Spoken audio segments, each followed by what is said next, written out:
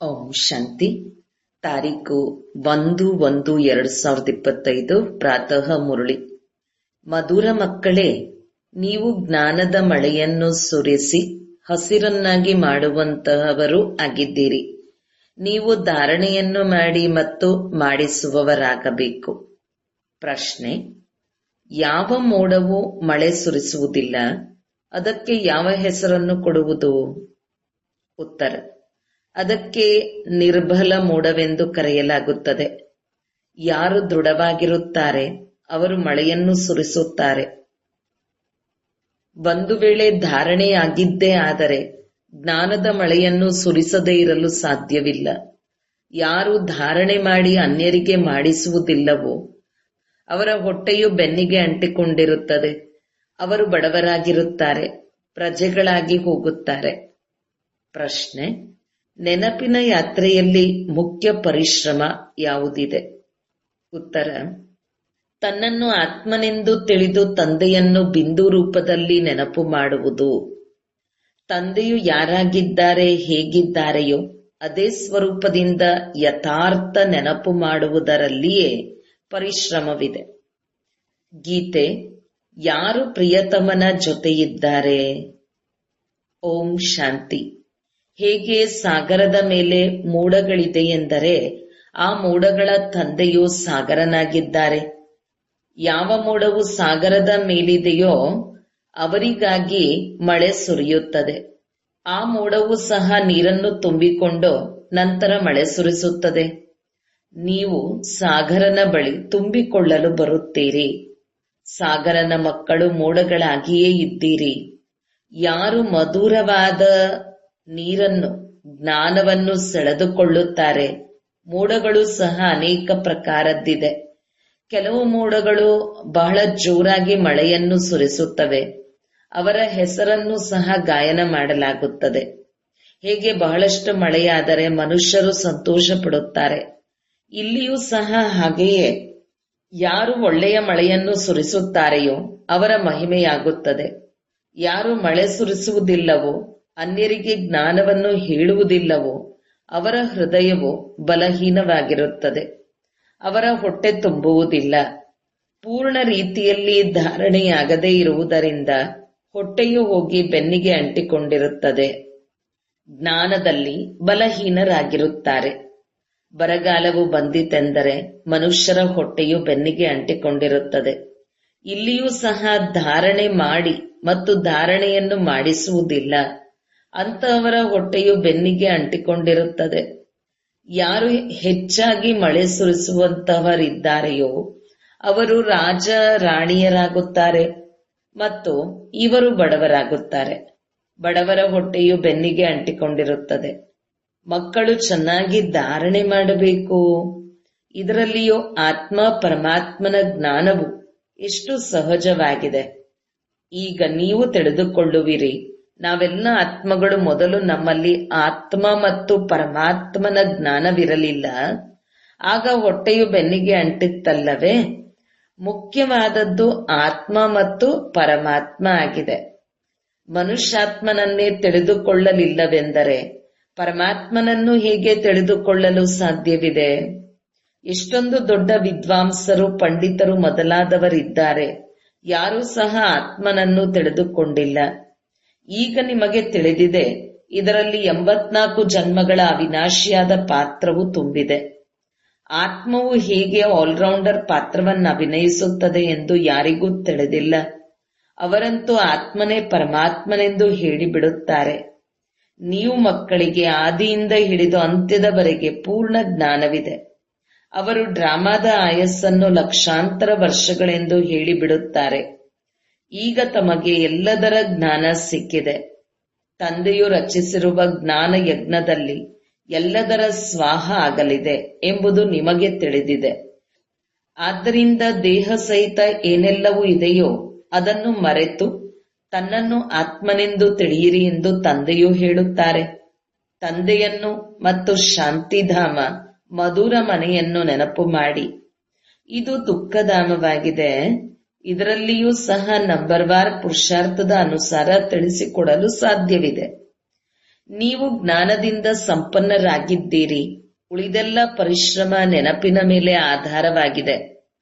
ಜನ್ಮ ಜನ್ಮಾಂತರದ ದೇಹಾಭಿಮಾನವನ್ನು ಬಿಟ್ಟು ದೇಹಿ ಅಭಿಮಾನಿಯಾಗುವುದರಲ್ಲಿಯೇ ಬಹಳ ಪರಿಶ್ರಮವಿದೆ. ಆದರೆ ಇದು ಹೇಳುವುದಾದರೆ ಬಹಳ ಸಹಜವಾಗಿದೆ.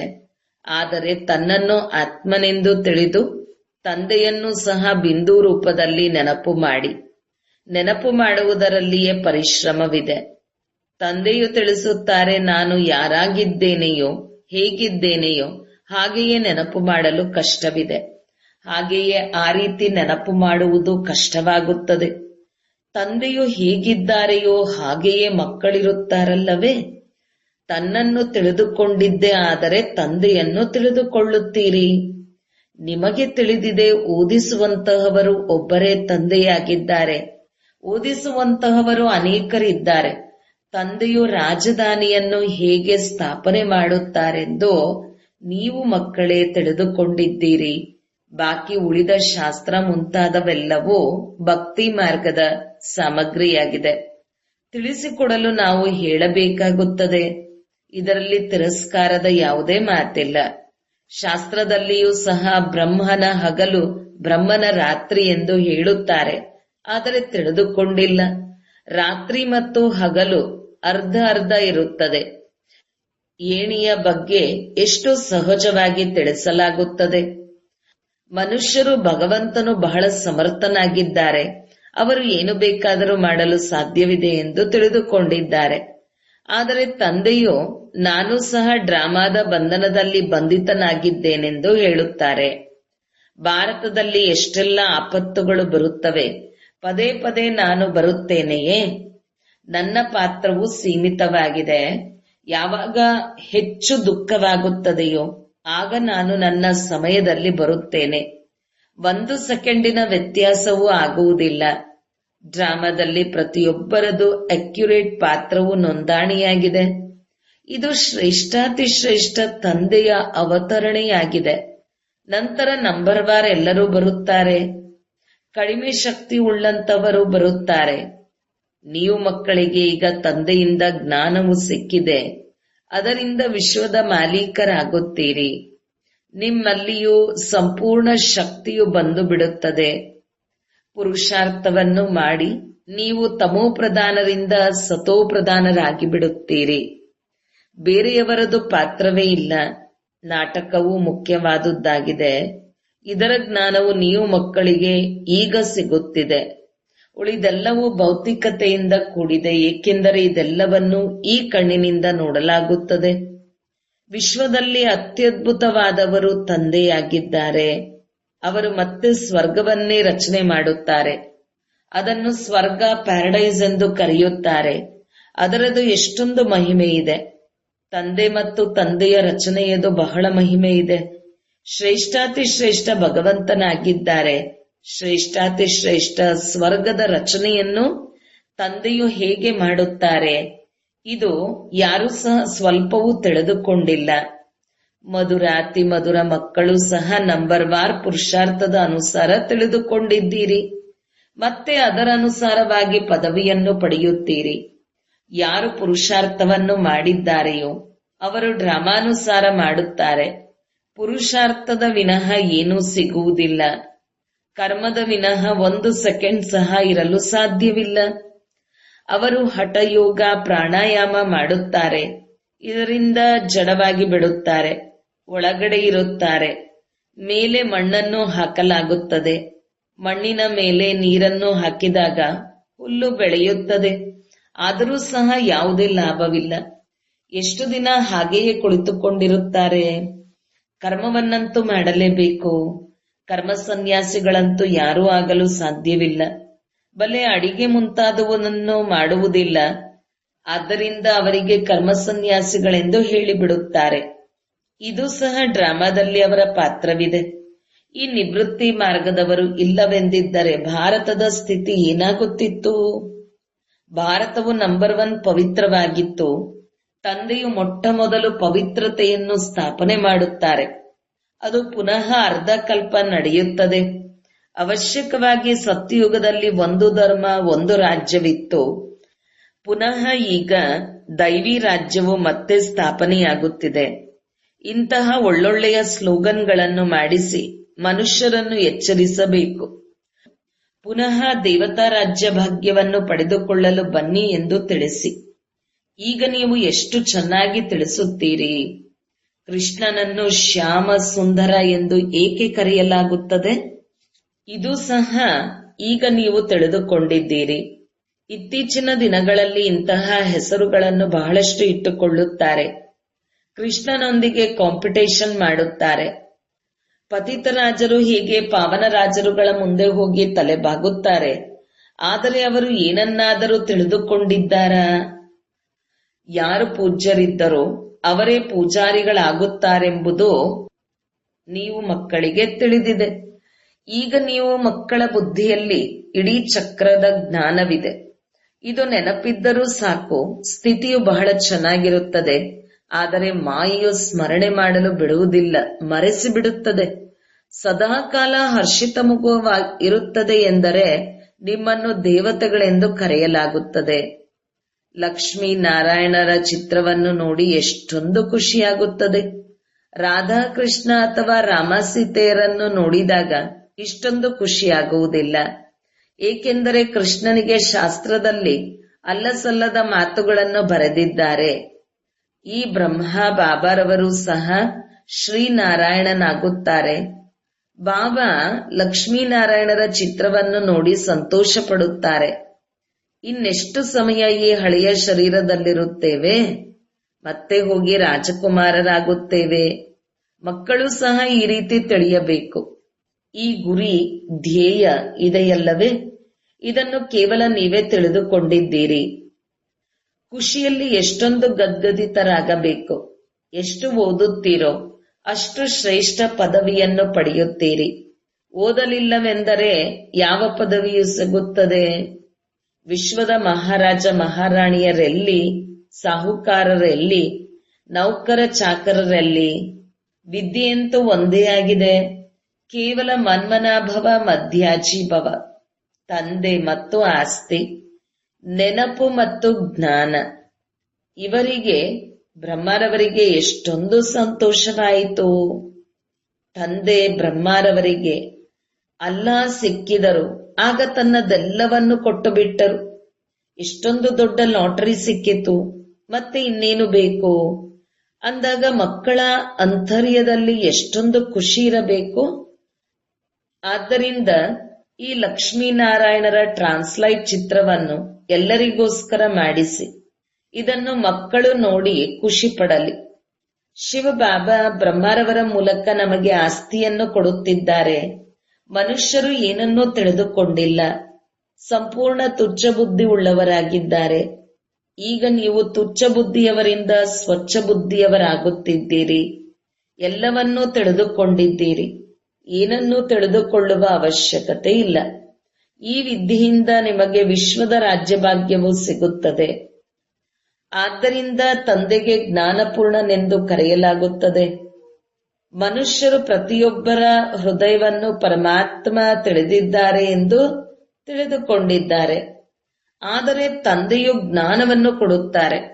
ಶಿಕ್ಷಕರಿಗೆ ಇಂತಹವರು ಓದುತ್ತಾರೆಂದು ತಿಳಿದಿರುತ್ತದೆ.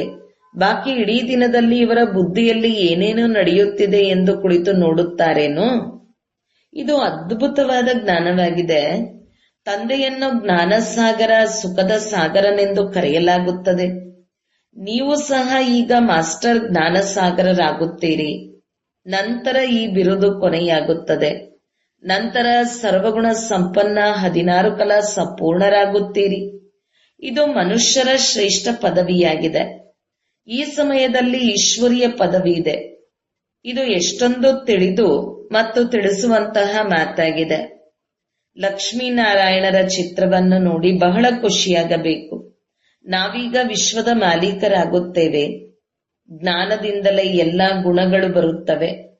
ನಮ್ಮ ಗುರಿ ಧ್ಯೇಯವನ್ನು ನೋಡುವುದರಿಂದಲೇ ಪ್ರಫುಲ್ಲಿತರಾಗುತ್ತೀರಿ. ಆದ್ದರಿಂದ ತಂದೆಯು ಹೇಳುತ್ತಾರೆ, ಈ ಲಕ್ಷ್ಮೀನಾರಾಯಣರ ಚಿತ್ರವು ಪ್ರತಿಯೊಬ್ಬರ ಬಳಿಯೂ ಇರಬೇಕು. ಈ ಚಿತ್ರ ಮನಸ್ಸಿನಲ್ಲಿ ಪ್ರೀತಿಯನ್ನು ಹೆಚ್ಚಿಸುತ್ತದೆ. ಈ ಮೃತ್ಯುಲೋಕದಲ್ಲಿ ಇದು ಕೊನೆಯ ಜನ್ಮವೆಂದು ಮನಸ್ಸಿನಲ್ಲಿ ಬರುತ್ತದೆ. ನಂತರ ನಾವು ಅಮರಲೋಕದಲ್ಲಿ ಹೋಗಿ ಇಂತಹವರಾಗುತ್ತೇವೆ. ತತತ್ವಂ ಆತ್ಮಸು ಪರಮಾತ್ಮ ಎಂದಲ್ಲ. ಈ ಜ್ಞಾನವು ಬುದ್ಧಿಯಲ್ಲಿ ಕುಳಿತಿರಲಿ. ಯಾವಾಗಲೇ ಯಾರಿಗಾದರೂ ತಿಳಿಸುತ್ತೀರೆಂದರೆ ನಾವು ಎಂದೂ ಯಾರಿಂದಲೂ ಬೇಡುವುದಿಲ್ಲವೆಂದು ಹೇಳಿ. ಪ್ರಜಾಪಿತ ಬ್ರಹ್ಮನ ಮಕ್ಕಳು ಅನೇಕರಿದ್ದಾರೆ. ನಾವು ನಮ್ಮದೇ ತನು ಮನ ಧನದಿಂದ ಸೇವೆಯನ್ನು ಮಾಡುತ್ತೇವೆ. ಬ್ರಾಹ್ಮಣರು ತಮ್ಮ ಸಂಪಾದನೆಯಿಂದಲೇ ಯಜ್ಞವನ್ನು ನಡೆಸುತ್ತಿದ್ದಾರೆ. ಶೂದ್ರರ ಹಣವನ್ನು ಉಪಯೋಗಿಸಲು ಸಾಧ್ಯವಿಲ್ಲ. ಅನೇಕ ಮಂದಿ ಮಕ್ಕಳಿದ್ದಾರೆ. ಎಷ್ಟು ತನು ಮನ ಧನದಿಂದ ಸೇವೆ ಮಾಡುತ್ತಾರೆ, ಸಮರ್ಪಿತರಾಗುತ್ತಾರೆ, ಅಷ್ಟು ಪದವಿಯು ಸಿಗುತ್ತದೆ ಎಂಬುದು ಅವರಿಗೆ ತಿಳಿದಿದೆ. ತಂದೆಯು ಬೀಜವನ್ನು ಬಿತ್ತಿದ್ದಾರೆಂದರೆ ಲಕ್ಷ್ಮೀನಾರಾಯಣರಾಗುತ್ತೇವೆ ಎಂಬುದು ತಿಳಿದಿದೆ. ಹಣವು ಇಲ್ಲಿ ಕೆಲಸಕ್ಕೆ ಬರುವುದಿಲ್ಲ. ಅಂದ ಮೇಲೆ ಈ ಕಾರ್ಯದಲ್ಲಿ ಏಕೆ ತೊಡಗಿಸಬಾರದು? ಸಮರ್ಪಿತರಾದವರು ಹಸಿವೆಯಿಂದ ಸಾಯುತ್ತಾರೇನು? ಬಹಳ ರಕ್ಷಣೆ ಸಿಗುತ್ತಾ ಇರುತ್ತದೆ. ತಂದೆಯು ಎಷ್ಟೊಂದು ರಕ್ಷಣೆಯನ್ನು ಮಾಡುತ್ತಿರುತ್ತಾರೆ. ಇವರು ಶಿವ ತಂದೆಯ ರಥವಾಗಿದ್ದಾರಲ್ಲವೇ? ಇಡೀ ವಿಶ್ವವನ್ನು ಸ್ವರ್ಗವನ್ನಾಗಿ ಮಾಡುವವರಾಗಿದ್ದಾರೆ. ಇವರು ಸುಂದರ ಯಾತ್ರಿಕನಾಗಿದ್ದಾರೆ. ಪರಮಪಿತ ಪರಮಾತ್ಮನು ಬಂದು ಎಲ್ಲರನ್ನೂ ಸುಂದರರನ್ನಾಗಿ ಮಾಡುತ್ತಾರೆ. ನೀವು ಕಪ್ಪಾದವರಿಂದ ಸುಂದರರಾಗಿ ಬಿಡುತ್ತೀರಲ್ಲವೇ? ಎಂತಹ ಸುಂದರ ಪ್ರಿಯತಮನಾಗಿದ್ದಾರೆ. ಅವರು ಬಂದು ಎಲ್ಲರನ್ನೂ ಸುಂದರರನ್ನಾಗಿ ಮಾಡಿಬಿಡುತ್ತಾರೆ. ಅವರ ಮೇಲೆ ಬಲಿಹಾರಿಯಾಗಿ ಬಿಡಬೇಕು. ನೆನಪು ಮಾಡುತ್ತಾ ಇರಬೇಕು. ಹೇಗೆ ಆತ್ಮನನ್ನು ನೋಡಲು ಸಾಧ್ಯವಿಲ್ಲ, ತಿಳಿದುಕೊಳ್ಳಬಹುದು, ಹಾಗೆಯೇ ಪರಮಾತ್ಮನನ್ನು ಸಹ ತಿಳಿದುಕೊಳ್ಳಬಹುದಷ್ಟೇ. ನೋಡುವವರಾಗಿದ್ದರೆ ಆತ್ಮ ಪರಮಾತ್ಮ ಇಬ್ಬರು ಒಂದೇ ರೀತಿ ಬಿಂದುವಾಗಿದ್ದಾರೆ. ಉಳಿದೆಲ್ಲವೂ ಜ್ಞಾನವಾಗಿದೆ. ಇದು ಬಹಳ ತಿಳಿದುಕೊಳ್ಳುವ ಮಾತಾಗಿದೆ. ಮಕ್ಕಳ ಬುದ್ಧಿಯಲ್ಲಿ ಇದು ಕುಳಿತುಕೊಳ್ಳಬೇಕು. ಬುದ್ಧಿಯಲ್ಲಿ ನಂಬರ್ವಾರ್ ಪುರುಷಾರ್ಥದ ಅನುಸಾರ ಧಾರಣೆಯಾಗುತ್ತದೆ. ವೈದ್ಯರಿಗೂ ಸಹ ಔಷಧಿಯ ನೆನಪಿರುತ್ತದೆಯಲ್ಲವೇ? ಆ ಸಮಯದಲ್ಲಿ ಕುಳಿತು ಪುಸ್ತಕವನ್ನು ನೋಡುವುದಿಲ್ಲ. ವೈದ್ಯರಿಗೂ ಸಹ ವಿಷಯಗಳಿರುತ್ತವೆ. ಬ್ಯಾರಿಸ್ಟರ್ಗಳ ಬಳಿಯೂ ವಿಷಯಗಳಿರುತ್ತವೆ. ನಿಮ್ಮ ಬಳಿಯೂ ಯಾವುದರ ಬಗ್ಗೆ ತಿಳಿಸಬೇಕೆಂದು ವಿಷಯಗಳಿರುತ್ತವೆ.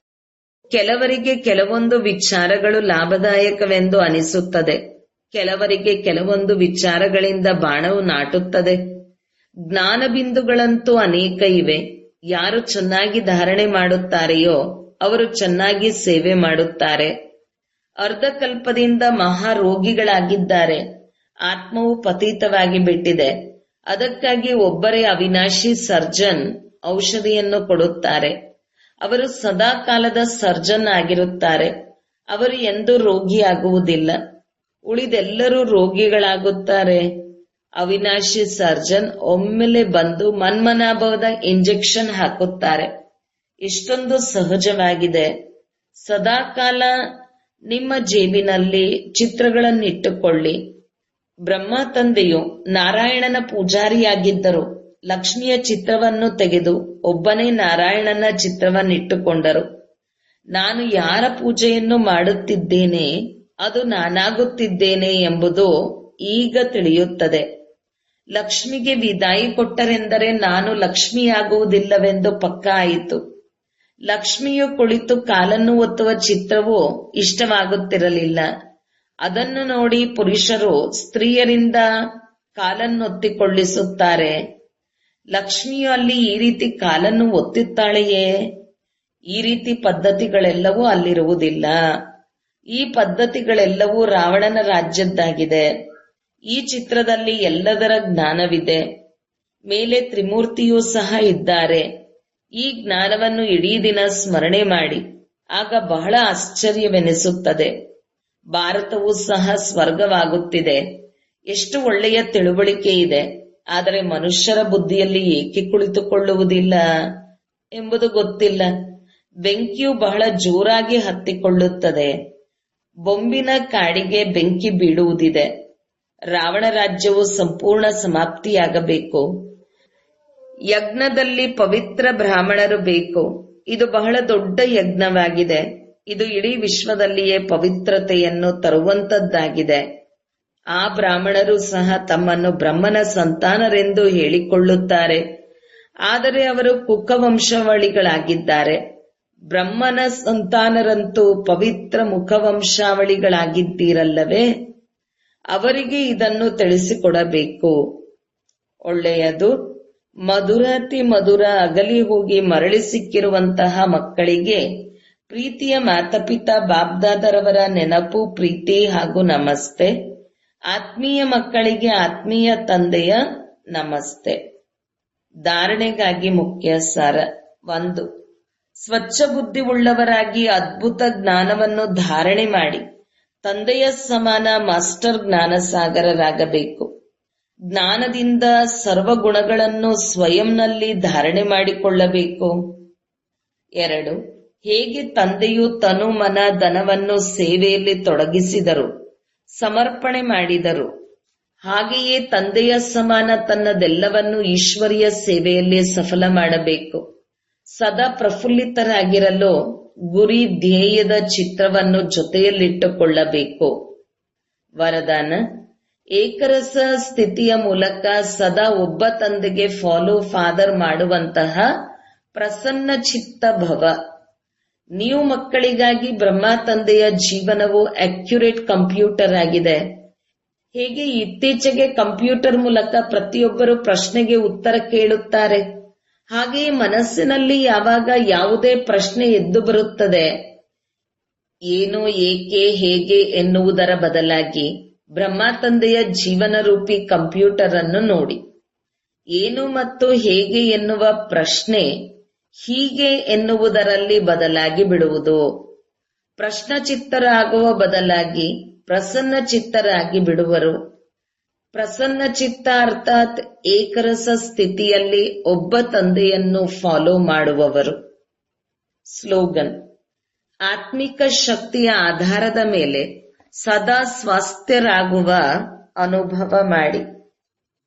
ಸೂಚನೆ: ಎಲ್ಲ ಬ್ರಹ್ಮವತ್ಸರು 1 ಜನವರಿಯಿಂದ 31 ಜನವರಿ 2025 ವಿಶೇಷ ಅಂತರ್ಮುಖತೆಯ ಗುಹೆಯಲ್ಲಿ ಕುಳಿತು ಯೋಗ ತಪಸ್ಸು ಮಾಡುತ್ತಾ ಇಡೀ ವಿಶ್ವಕ್ಕೆ ತಮ್ಮ ಶಕ್ತಿಶಾಲಿ ಮನಸ್ಸ ಮೂಲಕ ವಿಶೇಷ ಸಕಾಶನ್ನು ಕೊಡುವಂತಹ ಸೇವೆಯನ್ನು ಮಾಡಿರಿ.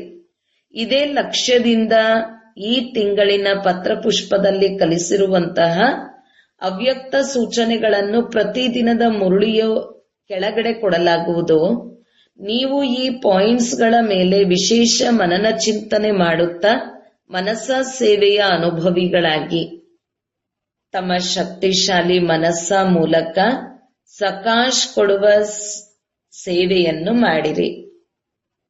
ನೀವು ಶಾಂತಿದೂತನ ಮಕ್ಕಳಾಗಿದ್ದೀರಿ. ಎಲ್ಲೇ ಇರಿ, ನಡೆಯುತ್ತಾ ತಿರುಗಾಡುತ್ತಾ ಸದಾ ತಮ್ಮನ್ನು ಶಾಂತಿಯ ದೂತರೆಂದು ತಿಳಿದು ನಡೆಯಿರಿ.